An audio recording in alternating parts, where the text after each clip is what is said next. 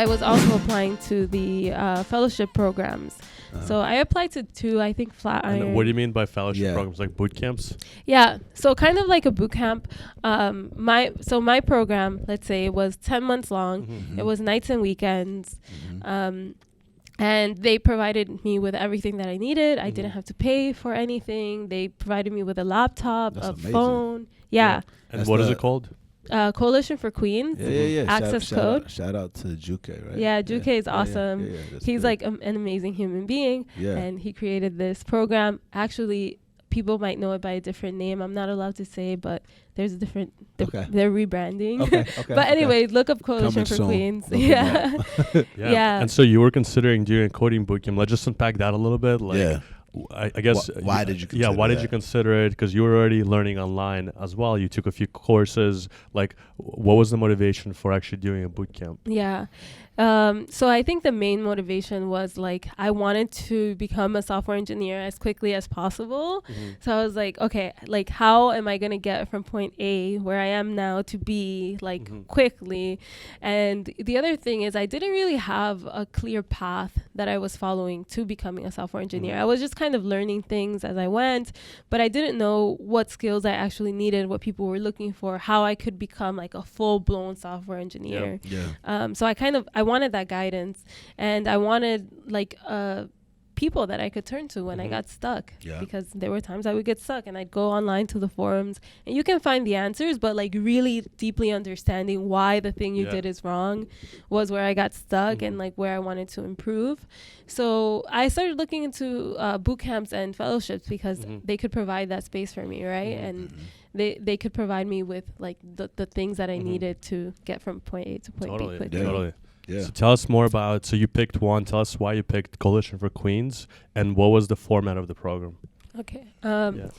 So Coalition for Queens, honestly, I remember I wasn't really excited about Coalition for Queens because it was a 10-month program. And all the other boot camps were like 3 months to 6 months. Maybe 6 months was like a lot. It was like 3 to 4 months.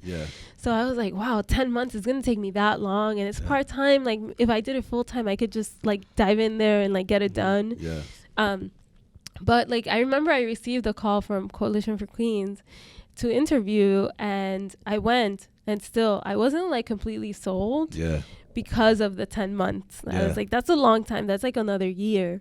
But I kept going with it. So the format for like interviewing is you have to fill out an application and then they'll call you in. And if they call you in, you come in for like a workshop where they teach you like HTML and CSS and you build a website and some JavaScript and you build a website. But they're really trying to see like how you work with other people. So there are a bunch of people there. And then you have like a logic kind of test question, and they ask you what you've learned already on your own, how much you know, and like what your approach to learning is, because they want to make sure that you're like, you're like committed to learning and teaching yourself, because there's a lot of that going on there, and that you're really like you really take initiative. So that was the interview process. And then once you get there, so what I did was I would wake up at 6 a.m. and I would go to work. And then I would get to work around 8. I would stay there till like 5. And then the C4Q program would start at 7. So then I would go to Queens and start my program for 3 hours from 7 to 10. And then we had homework and stuff that we would do. And then I'd get home around like 12:30. And then I do it again the next day. And then on the weekends, we had full days of classes. So I think the most valuable thing with Coalition for Queens is that they give you like this curriculum for you to follow. So we have like a private GitHub and like all the lessons are there and like everything that you have to do is there. We lost our teacher kind of like in the second, like 12 weeks in, I think. She's really awesome and she became a mentor to me, but she had to finish her CS degree herself. So she went back to school.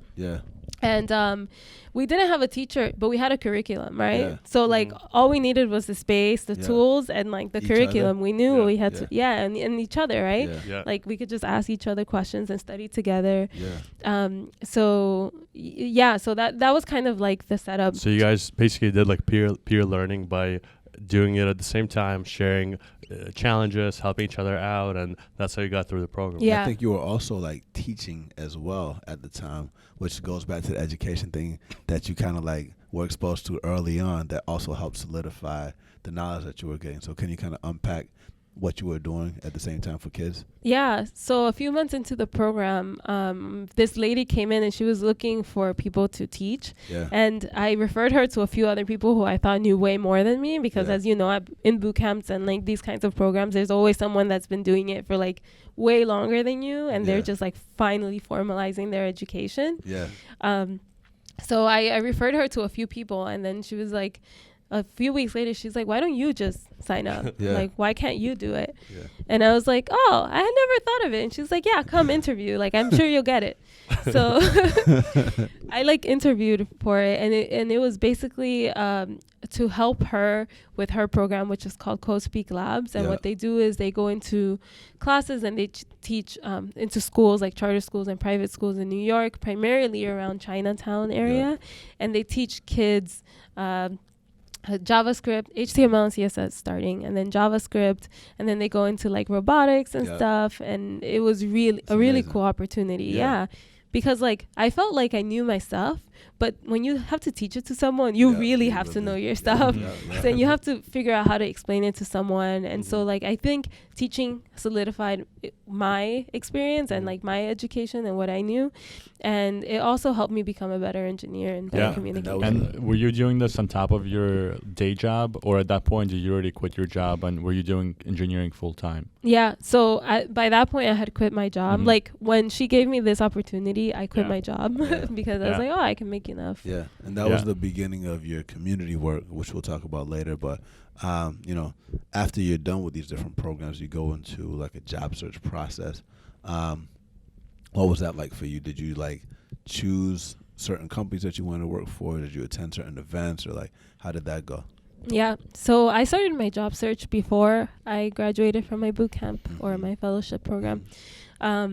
So I think it was like September. So I was 6 months into my program and I went to a tech job fair and I was really interested in like, actually it started before that. So first I'll talk about the time that I tried to get an internship at Venmo, which didn't really work out.